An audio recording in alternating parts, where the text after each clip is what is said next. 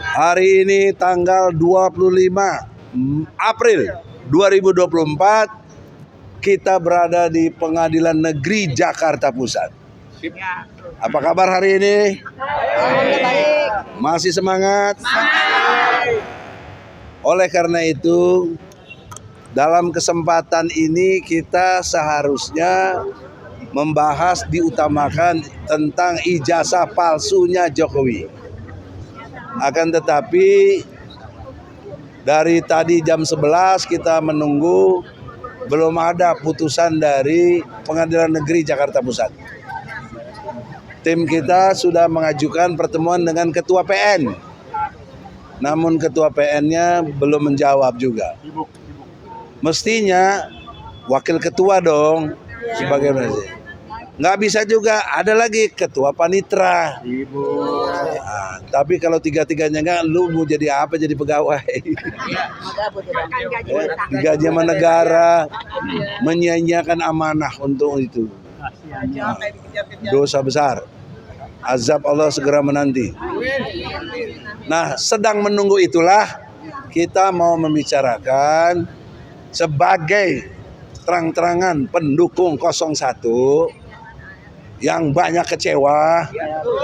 Kecewanya justru kepada Aniesnya sendiri. Nah, untuk itu siapa yang mau komentar silakan. Siapa dulu? Ya. Assalamualaikum warahmatullahi wabarakatuh. Hari ini kita sudah mendengar dan kita sudah tahu bahwa keputusan MK memenangkan 02. Dan kita melihat juga ada paslon, kita sebut saja namanya Pak Anies, ikut dalam euforia ini. Artinya, oleh karena itu kami di sini menyatakan siap berjuang untuk people power pemakzulan Jokowi. Karena apa? Karena kita cukup tahu, dan saya cukup lama tahu bahwa pemilu ini didesain untuk pemenangan salah satu paslon. Dan itu terbukti. Dari awal pun kami sudah tahu itu.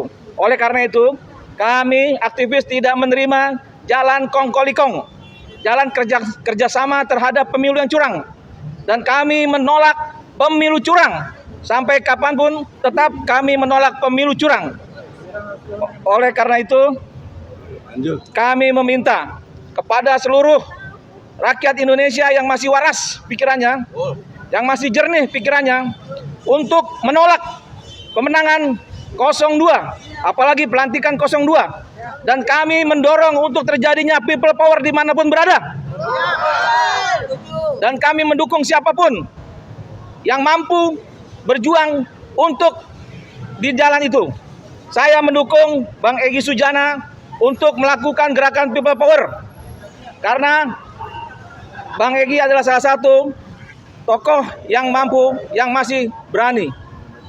Kepada seluruh rakyat Indonesia, stop, selesai, sudah capres-capres. Hari ini kita berjuang untuk Indonesia lebih baik dengan jalan tidak membenarkan pemilu curang, tidak mendukung pemilu curang, apalagi ikut menandatangani hasil pemilu ini. Kepada seluruh rakyat Indonesia, wajib hukumnya melawan kecurangan, wajib hukumnya melawan kezoliman. Tidak ada yang namanya kerjasama terhadap kecurangan. Terima kasih. Assalamualaikum warahmatullahi wabarakatuh. Tentukan jadwalnya people power. Pak Taufik, senior ya. Maju. Ini taruh dulu nih, pegangan nih. Assalamualaikum warahmatullahi wabarakatuh. Saya ingin menyampaikan yang agak berbeda. Saya tidak pusing paslon-paslonan. Itu bukan urusan utama, itu pengalihan. Tantangan kita adalah bagaimana menurunkan yang namanya Jokowi sebagai presiden. Itu tantangan. Kenapa? Karena kita lupa tantangan utama kita, sumber masalah kita adalah PKI gaya baru. Apa yang dilakukan? Ngacak-ngacak Pancasila. Tanpa sadar kita dibelokkan ribut dengan demokrasi. Apa masalah demokrasi?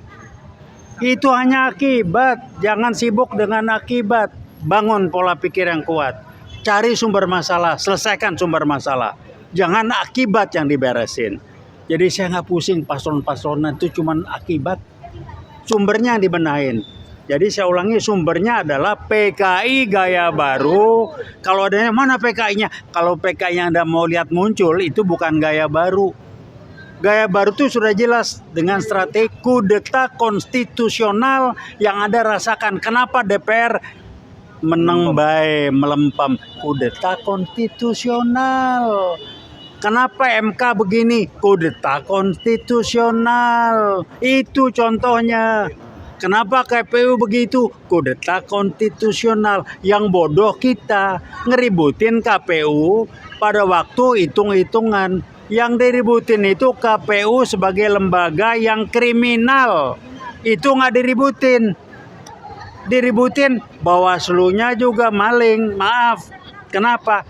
Orang pelanggaran kriminal dibilang pelanggaran etik.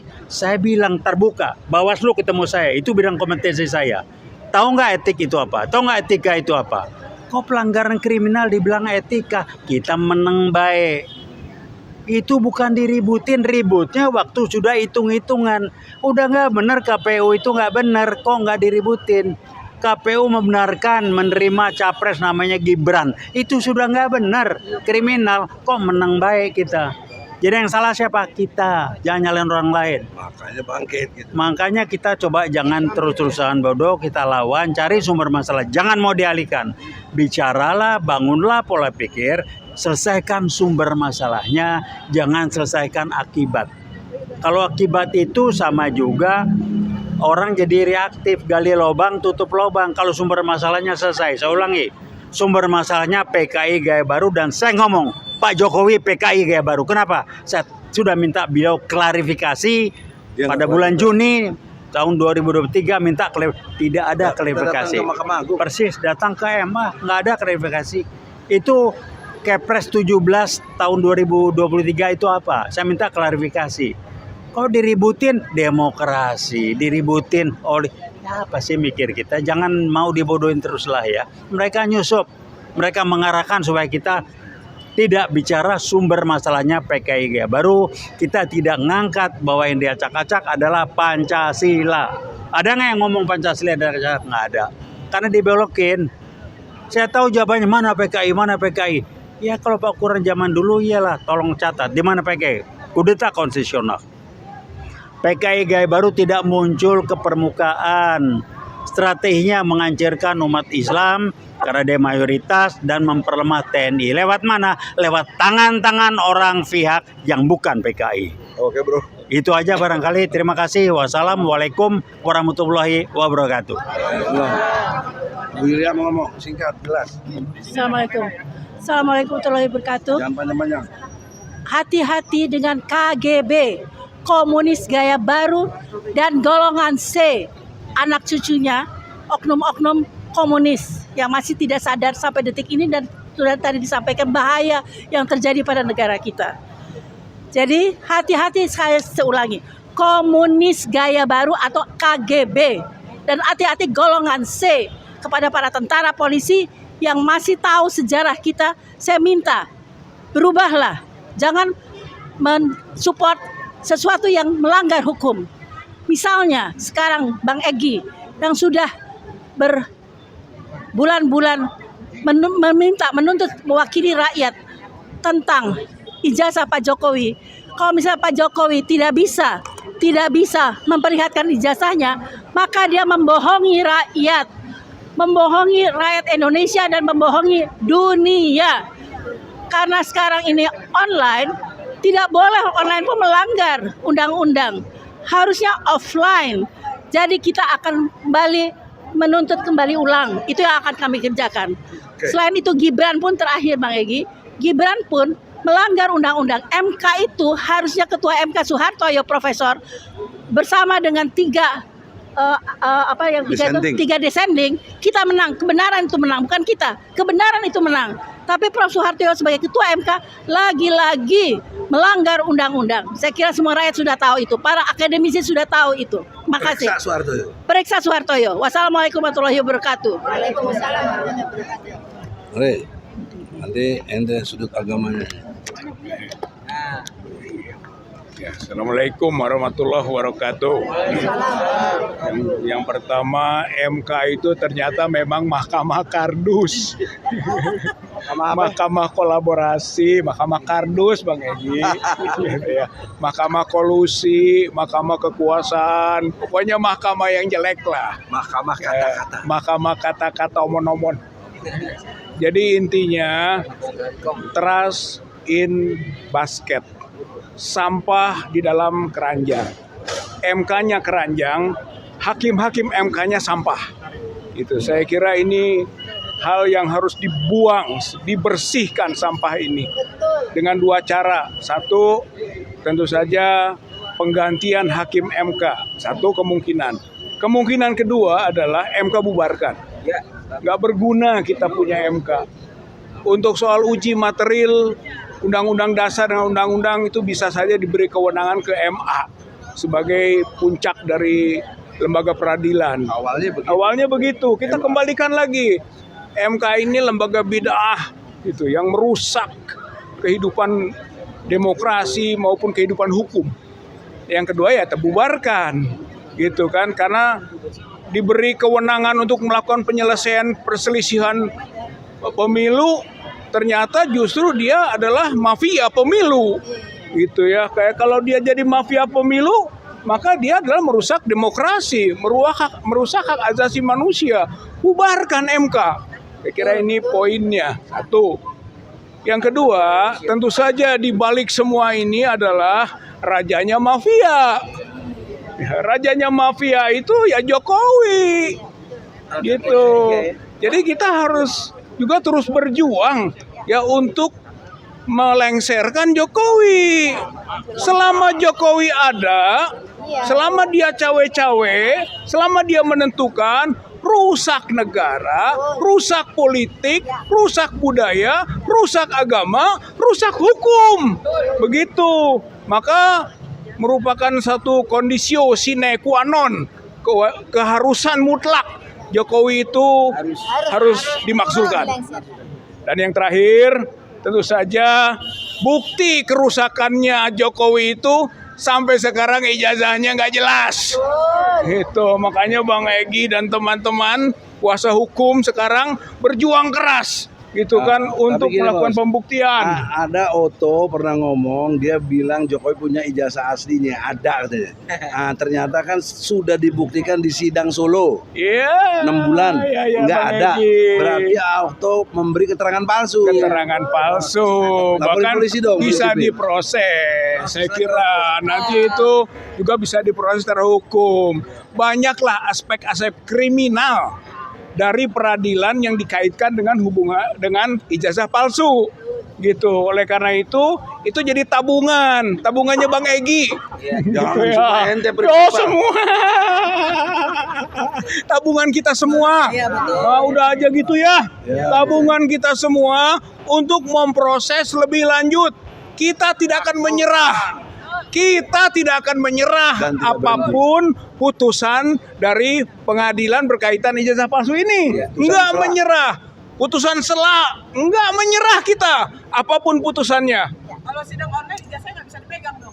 Iya, nggak bisa. Pokoknya Ya, makanya kita menentang. Makanya kita menentang. Sampai kapanpun kita kejar ijazah itu. Gitu kan. Siapapun yang mengatakan ada ijazah, hayo bawa buktikan. Siapapun yang mengatakan bahwa ijazahnya asli, hayo bawa ijazah itu, uji keasliannya. Saya kira rakyat Indonesia punya kewenangan. Rakyat Indonesia punya kedaulatan. Rakyat Indonesia perlu transparansi.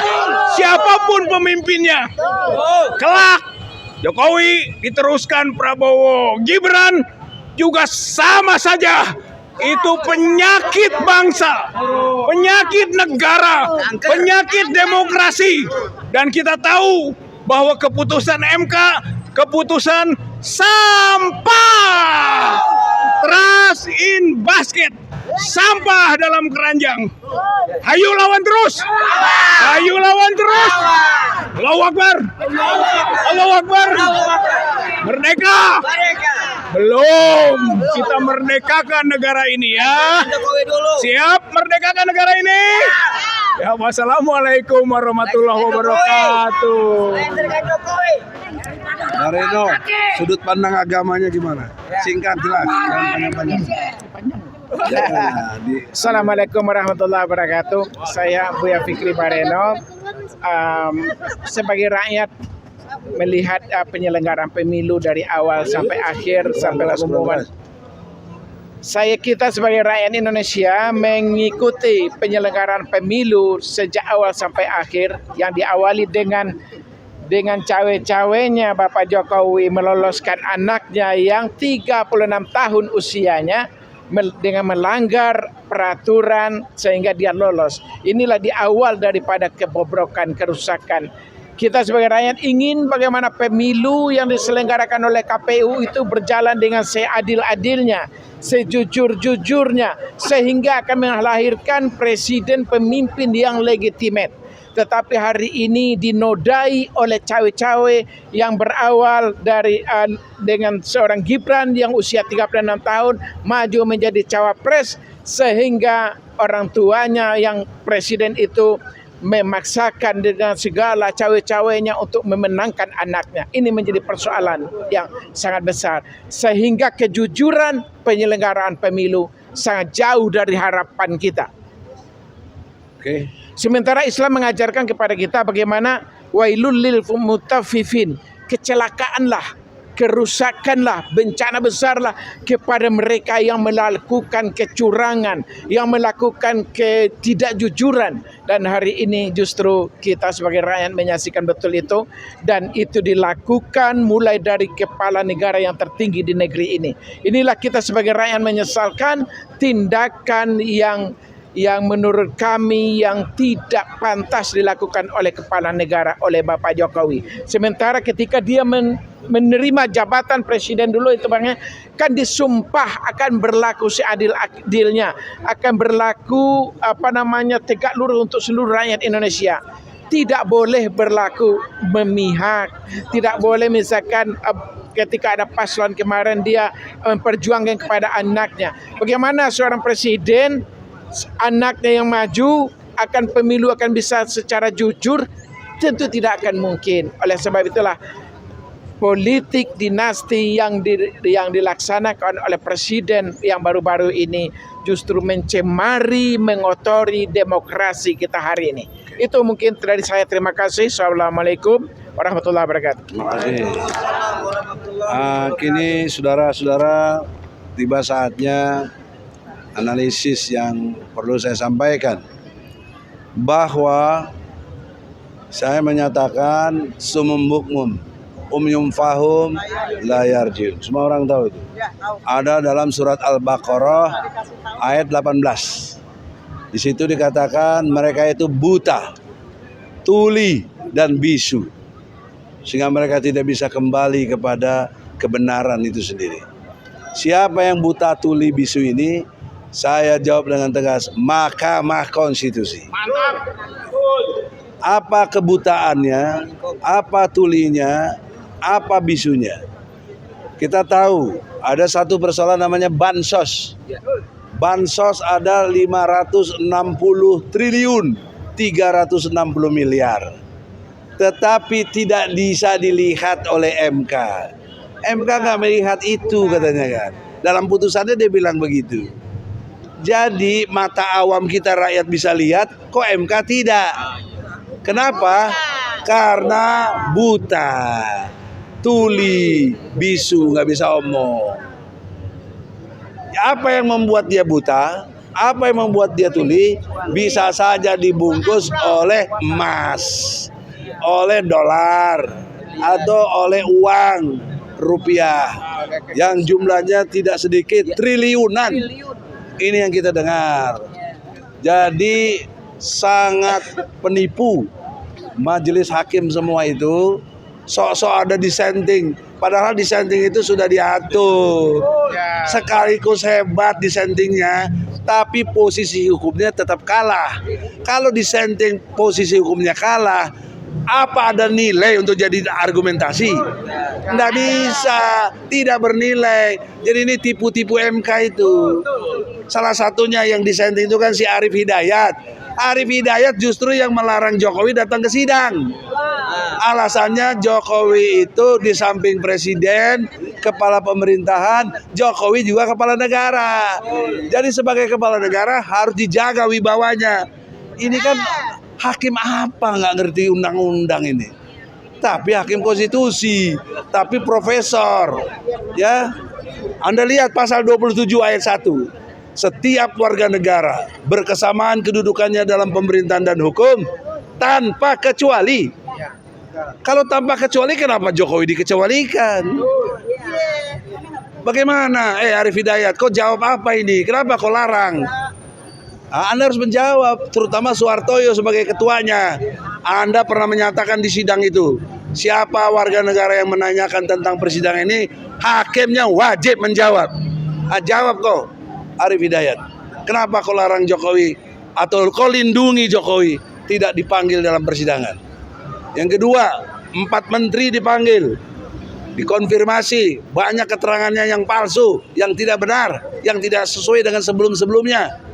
Baik dari Sri Mulyani, dari Tri Ahmad juga, ya Risma, itu banyak yang tidak benar. Harusnya dikonfirmasi, panggil Jokowi gitu loh, sebagai atasannya. Bener nggak nih yang 560 ini? Karena yang ngomong gini ada, ya waktu di sidang, misalnya siapa tuh? Bukan si yang ahli ekonomi itu. Faisal Basri. Di luar forum ada EF Saifullah. Ngomong jelas-jelas tentang jumlah itu. Nah, ketiga, ada putusan hakim menyatakan tidak ditemukan nepotisme. Kan ada putusannya.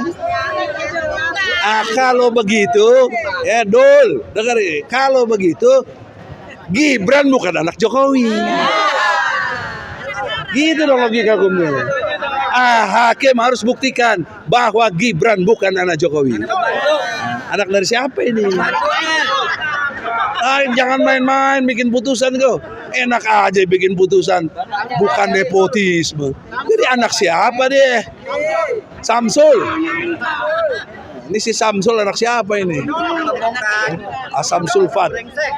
Tidak menghina, tidak kebencian, tapi ini fakta hukum.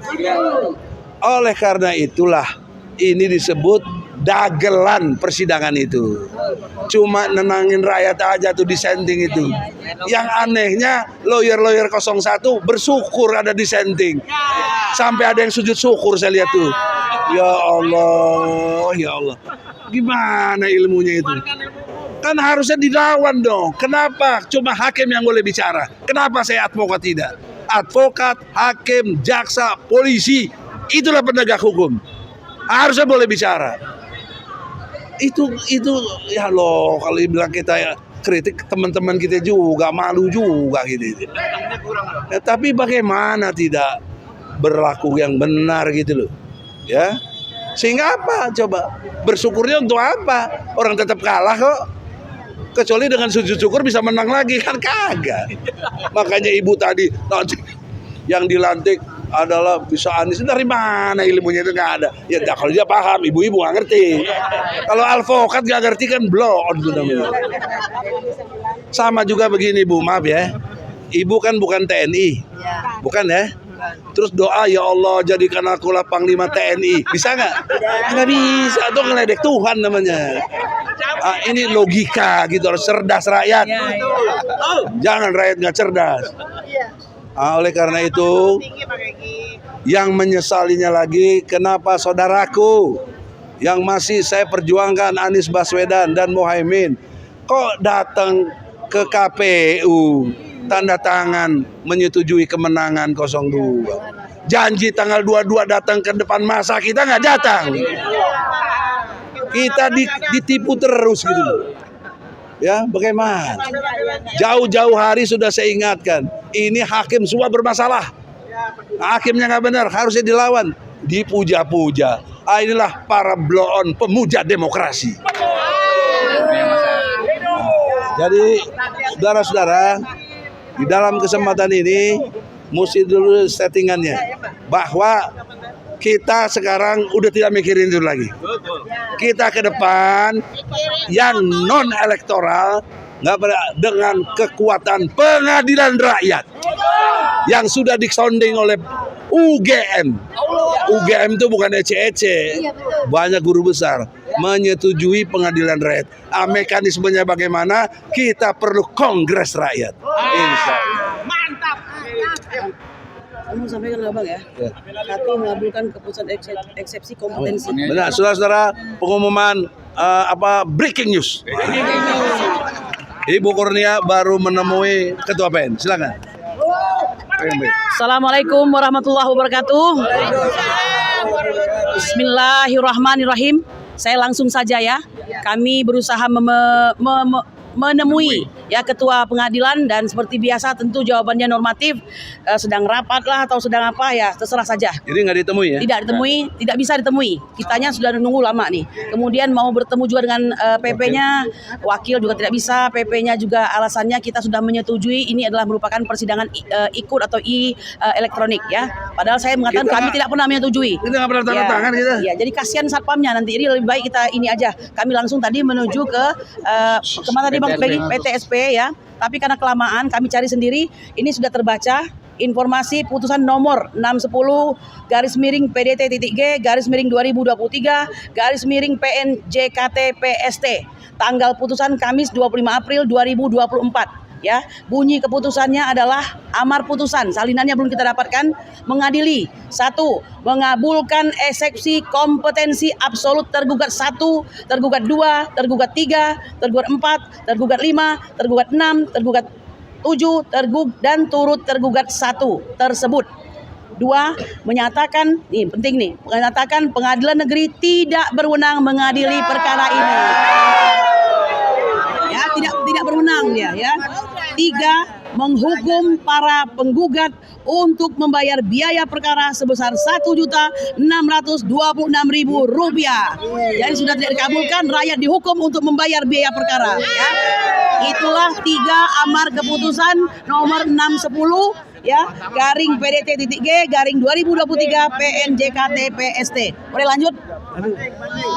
Saudara-saudaraku sebangsa dan setanah air, saya paham sebagaimana Anda hadir kemari sangat ingin tahu ya akan bagaimana kelanjutan dari perkara ijazah palsu Joko Widodo. Betul? Nah, dan ternyata untuk putusan selah pihak pengadilan sudah memutuskan secara online. Kami bukan tidak tahu. Kami hadir ke sini karena kami ingin untuk menemui Ketua Pengadilan Negeri agar beliau mengetahui bahwa kami tidak setuju dengan keputusan yang sifatnya online tersebut. Tolong pegang, ya. Lalu bagaimana?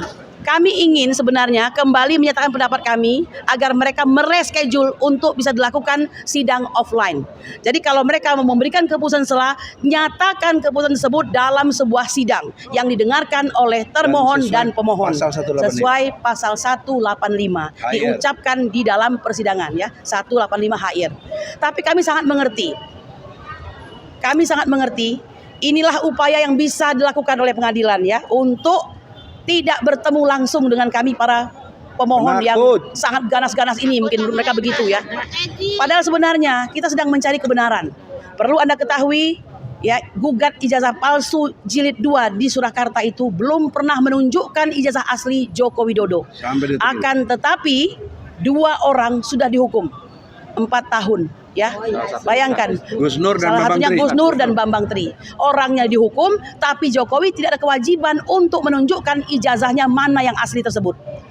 Ya, 14 kali persidangan, betapa gigihnya kita menginginkan agar dihadirkan wakil dari Jokowi, bukan jaksa negara. Mengapa? Karena ini soal pemalsuan. Mau dia presiden tidak soal, tapi dia adalah subjek hukum yang melakukan pemalsuan tersebut. Harusnya tidak menggunakan jaksa negara atau yang mewakilinya. Ya. Presiden Habibie sudah menunjukkan sebuah teladan yang baik. Ketika urusan itu menyangkut diri dia pribadi, dia tidak menggunakan jaksa negara. Hanya kali inilah ya Joko Widodo dengan sombongnya menggunakan jaksa negara. Kami tidak terima, 14 kali persidangan kita selalu menolak. Akhirnya hari itu tiba di mana ya Otto Hasibuan datang dengan pasukannya tentu saja ya untuk hadir di persidangan, dan cukup sekali saja Anda bisa melihat bagaimana riak wajah hakim pada saat itu sangat berbahagia, dan semua keinginan Oto Hasibuan diikuti, termasuk sidang-sidang yang akan datang berlanjut dengan online. Padahal kami tidak setuju. Kami percaya, dan Prof. Egy ya yang paham hukum ini, bahwa sidang perdata itu mengenai konsensus, kebersetujuan kedua belah pihak. Ada kesepakatan ya, tidak bisa diputuskan oleh pihak pengadilan sendiri berdasarkan kehendak daripada salah satu pihak gitu. Nah, tapi ini yang terjadi. Kami paham karena kita bicara soal pendekatan kekuasaan ya. Nah, oleh karena itu kami mengatakan pada hari ini bahwa keputusan sudah diucapkan. Nah, tentu saja kami akan sami'na wa ata'na kepada Bang Egy selaku ketua kami, tapi kami ingin mengatakan ini tindakan yang sangat pengecut. Sangat pengecut. Ya, hadapi dong ya, buka perkaranya. Oto mengatakan ada ijazah aslinya, tunjukkan cash close ya, tunjukkan saja. Tapi ternyata tidak mampu ditunjukkan. Maka kami berkesimpulan inilah belok-beloknya supaya nggak memperlihatkan ya. Dan perlu Anda ketahui, hari ini tanggal 25, 3 hari setelah tanggal 22 pengumuman daripada keputusan perkara PHPU di MK ya. Mohon maaf, kami harus ya mempunyai pemikiran analisis bahwa ini disengaja untuk melihat kondisi setelah tanggal 22 ya. Konstelasi politik memanas ya, nanti akan dilihat ini ya. Saya sama analisanya begini, mungkinkah orang yang sudah bakal menang di MK mau kalah? Mungkin nggak? Nggak mungkin kan. Sama seperti sekarang ini, orang ini akan terus mempertahankan bahwa dirinya tidak bersalah, bahwa dia punya ijazah asli itu walaupun tidak pernah diperlihatkan ya. Nanti kami berharap rakyat akan terus menang. Justru makin kita terus dizolimi, ini menunjukkan kemenangan rakyat. Karena kalau mereka yang benar, gampang kok, tinggal ditunjukkan. Tapi mereka tidak mampu menunjukkan hal tersebut. Ya, Bapak Ibu sekalian, saya tahu bagi pendukung keadilan kebenaran ya sudah kecewa yang pertama karena itu ya Hakim MK Soehartoyo menunjukkan keberpihakannya yang salah ya, sen kiri belok kanan. Selama beberapa sen kiri belok kanan itu biasanya emak-emak ya. Dan itu bukan karena jahat, karena pikiran emak-emak itu emang begitu. Kenapa diikuti oleh Hakim MK ya kan? Mereka selama ini memberi harapan palsu kepada kita, seakan-akan ingin memperbaiki keadaan ya kan, akan memberikan kejutan sebuah keputusan. Ternyata kita benar-benar terkejut. Terkejutnya kenapa? Dia mengatakan akan memberikan sebuah kesenangan lah kepada bangsa Indonesia, keputusan yang akan berbeda, sebuah keadilan. Nggak tahunya justru dialah faktor yang menyebabkan kekalahan kita. Betul? Nah, oleh karena itu saya sudah bilang, jangan pernah berharap kepada manusia, pasti akan kecewa. Even dia adalah seorang hakim ya. Nah, oleh karena itu kecuali tentu saja kodi atau hakim-hakim yang amanah, yang beriman. Nah, hari ini kita sudah melihat bahwa benar yang dikatakan oleh salah satu hakim MK juga, yaitu Harif Hidayat, semua sudah terkooptasi. Ya, eksekutif, yudikatif, legislatif, ditambah lagi partai politik, dan satu lagi pers, kecuali kalian yang tidak ya. Saya kira itu yang bisa saya sampaikan. Termasuk si Harif Hidayat terkooptasi. Iya. Ya begitulah ya. Nah, semoga kita berharap satu lagi ini, walaupun agak kemana-mana nih saya ngomong, semoga orang yang kita dukung akan istiqomah, tidak akan masuk kemana-mana, tetap jadi oposisi agar bangsa ini segera bisa diperbaiki pada kondisi berikutnya atau waktu yang tidak lama lagi. Betul? Silakan Bang Egy, bagaimana kita ini? Jujur dulu. Oh, jangan jatuh. Jangan. Ini impact. Assalamualaikum warahmatullahi wabarakatuh. Hanya menambahkan saja apa yang sudah diungkapkan secara gamblang, secara panjang lebar, secara detail oleh rekan Kurnia, ya, bahwa betul ternyata sidang hari ini yang mereka sebetulnya jadwalkan secara online dengan cara memaksa, ya, walaupun tanpa ada konfirmasi dari kami sebagai penggugat, ya, ternyata mereka mengadakannya dengan secara online, kemudian memutuskan tadi diungkapkan oleh rekan Kurnia bahwa intinya adalah gugatan kami ditolak, kira-kira seperti itu.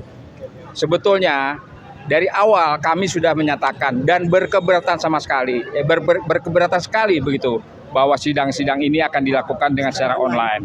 Karena peraturan Mahkamah Agung nomor 7 tahun 2022 yang terakhir itu, yang terbaru, memang menyatakan bahwa sidang-sidang itu dimungkinkan atau bisa dilakukan secara online, dimungkinkan. Tapi tentunya karena ini kita perdata, tadi rekan Kurnia katakan harus ada konsensual ajasnya, ada kesepakatan, ada persetujuan antara para penggugat dan tergugat. Ini kan tidak sama sekali, Bang. Soalnya dipaksakan secara sepihak oleh mereka. Enggak, waktu mereka nanda tangan ke depan, kita kan nggak mau. Malah kita minta ganti hakim. Betul. Dipaksakan Seperti itu. Jadi hakim diganti, hakim baru juga begitu. Tampak sekali ketakutan mereka menghadapi kami. Loh, kami kan para penggugatnya pencari keadilan begitu ya. Cari keadilan, dan ternyata kan terbukti bahwa mereka berusaha menghindar dan tanpa substansi seperti apa, secara material buktinya seperti apa, tahu-tahu kita ditolak saja seperti itu. Jadi ini mengkonfirmasi bahwa ternyata sidang gugatan ijazah palsu kita yang ketiga kalinya ya, di Jakarta, di Solo, di Jakarta kembali ya, 3 bulan sudah ya, hampir 3 bulan, hampir 4 bulan lebih ya. Ini Oktober, Bang Juju. Mengkonfirmasi bahwa Ijazahnya itu Joko Widodo itu tidak mempunyai ijazah asli. tidak ada. Yang katanya adalah lulusan UGM, Universitas Gajah Mada, Kehutanan. Pihak UGM pun tidak pernah melihat yang aslinya. Iya. Ya. Dan silakan saja siapapun, Otto Hasibuan juga demikian, silakan. Kalau memang ada yang asli, dikatakan rekan Kurnia, tunjukkan saja pada kami. Gampang. Selesai. Tapi ini tidak pernah tunjukkan. Dan 3 kali persidangan gugatan kami, Bang Egy, memang tidak pernah tunjukkan. Ada orang yang bilang, oh kamu yang menggugat, kamu yang membuktikan. Salah. Kami sudah menyatakan bahwa ijazah kamu palsu. Sekarang buktikan bahwa ijazahnya aslinya ada. Yang ini tidak pernah ada. Oleh karenanya, ya sekarang akan digantikan lagi oleh anaknya. Anaknya pun tidak jelas juga ijazahnya. SMA-nya di mana? Ada yang bilang di Jakarta, di Singapura, di mana? Jangan-jangan nanti di Afrika lagi. Di Australia. Oh ya, di Australia, betul. Nggak jelas juga. Apa ini penyakit keturunan begitu? Kan seperti itu ya. Nah, jadi rakyat sekali lagi, publik ingin menghendaki ajas keadilan dan kebenaran itu harus tegakkan. Percuma kita sebagai negara konstitusi berdasarkan Undang-Undang Dasar 45, tapi isinya adalah kebohongan-kebohongan, kemunafikan. Seperti itu. Demikian sementara, Bang. Ya, terakhir Tambahan sedikit, Bang. Tentang kompetensi absolut ini adalah cara menghindar. Betul atau tidak? Ya, karena apa? Tidak ada cara lain lagi. Orang kita hanya minta simpel, tampakkan saja ijazah aslinya. Kalau ijazah aslinya ditampakkan, maka akan ada ahli-ahli nanti yang menilai apakah ini asli atau tidak, kan begitu. Dan satu lagi Bapak Ibu sekalian, perlu Anda ketahui, ketika kita dalam persidangan itu, kita akan meminta nasihat kepada hakim. Wajar dong kita meminta ya, bagaimana caranya untuk menghadirkan seorang Joko Widodo atau wakilnya yang bukan jaksa negara. Dan hakim saat itu memberikan idenya, usulnya. Harusnya jika hakim sudah memberikan ide, tidak boleh ada eksepsi. Mengapa kami minta kepada hakim? Artinya itu sudah yang paling benar. Kalau memang mau menyelesaikan masalah. Jadi rupanya ini hanya jalan untuk berbelok-belok tadi. Nah, usulan hakim hadirkan Jokowi secara pribadi, tidak juga diiniin. Tahu-tahu muncullah dengan menunjukkan show force ya. Salah satu pengacara termahal di Indonesia barangkali. Yang tidak lain ketua kami juga ya. Dan saya agak kecewa mengapa beliau yang turun. Karena kalau beliau turun itu banyak kode di situ, banyak sinyal. Ya kan, dia bisa turunkan orang lain kalau memang berkeinginan untuk anak bangsa ini akur. Ya kan, ini dia yang turun sendiri begitu. Tidak pula memberikan akan membawa ijazah asli iya, Jokowi, dan berjanji tidak ada sama sekali. Ya, mana? jadi ya itu dia. nanti Bang Egy akan lakukan apa selanjutnya silahkan. Ya kan, mengatakan di saya kira persidangan begitu. akan membawa ijazah asli Jokowi. Iya. Janji seperti itu. Ada katanya, kami akan buktikan. Tahu-tahu yang keluar adalah kompetensi absolut, tidak berwenang. Enak banget ya. Ini persis mirip-mirip seperti persidangan 265 dan 266 ketika kami menggugat Jokowi dan menggugat DPR ya. Hanya inilah cara mereka untuk menghindar. Nggak mungkin memperlihatkan ijazah asli. Itu saja. Ya, silakan Bang Rizal. yang Prinsipal, no Rizal, no party. Ya, Mari kita party hari ini. atas sikapnya dari Pengadilan Negeri Jakarta Pusat ini bukti yang namanya peradilan sesat.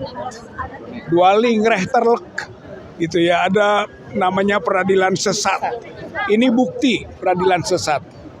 Kemudian tadi dinyatakan ada diktum yang menyatakan bahwa peradilan atau pengadilan tidak berwenang atau disebut berbasis kompetensi absolut tanpa alasan hukum yang akan kita uji juga.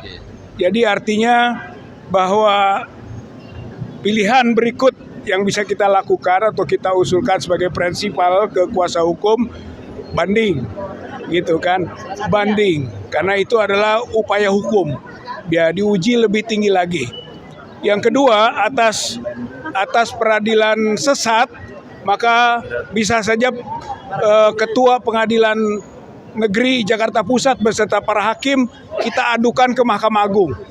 Itu juga bisa Dan dijadikan komisi yudisial.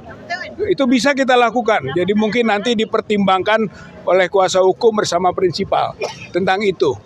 Dan yang ketiga tentu saja kita akan melakukan upaya-upaya yang lain yang jelas bahwa soal ijazah palsu ini tidak membuat prinsipal maupun kuasa hukum menyerah, tidak. Itu kita akan terus berjuang karena ini menyangkut hak rakyat, hak masyarakat, hak publik untuk tahu presidennya punya ijazah enggak. Dan ijazah yang dipunyai kalaupun ada asli atau enggak.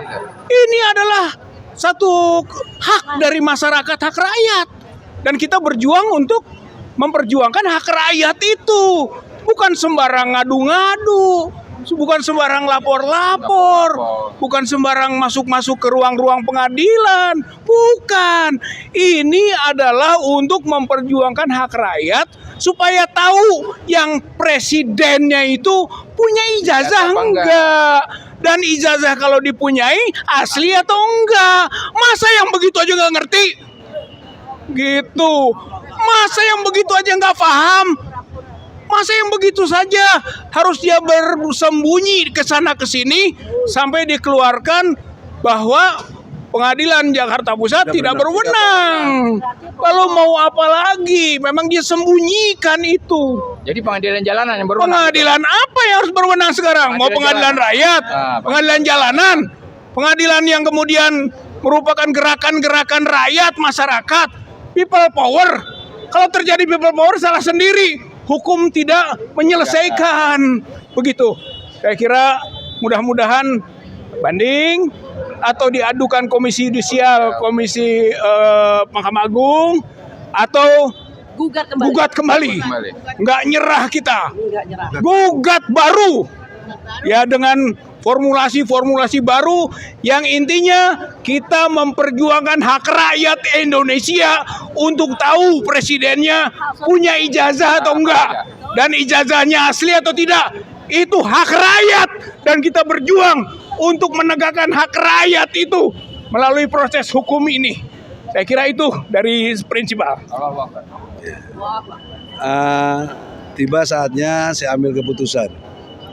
Mendengar apa yang disampaikan Ibu Kurnia dan juga prinsipal Fadilah, ya, Rijal Fadilah, maka keputusan saya sebagai ketua umum dari tim pembela ulama dan aktivis. Nah, kita ini sekarang lagi bela para aktivis tadi, yang dari UI, prinsipal juga Pak Taufik, Rijal Fadilah, ada lagi Muslim Arbi, ada lagi Bambang Tri, ada lagi Hatta Taliwang. Nah, itu yang menjadi prinsipal. Keputusan saya adalah yang pertama, kita akan bikin gugatan baru. Itu lebih pas, kenapa? Karena kalau kita banding, sidangnya online lagi. Dan tidak ketemu orang. Yang dibahas cuma berkas-berkas. Ya udah pasti kalah lagi lah. Oke? Nah, kalau gugatan baru, hakimnya juga insya Allah baru lagi. Kemudian materinya kita rubah lagi apa yang memungkinkan yang mesti bisa masuk. Ya. Dan itu akan terjadi nuansa baru. Karena 2 kali kita sudah coba. Tahun 2022 kita dicatatkan sama. Tapi lebih sadis waktu yang pertama itu. Sidang sudah dijanjikan jam 1. Jam 12.45 udah diputus. Kita tidak berwenang katanya pengadilan. Ini kan sadis, kita nggak ada di sidang, diputus.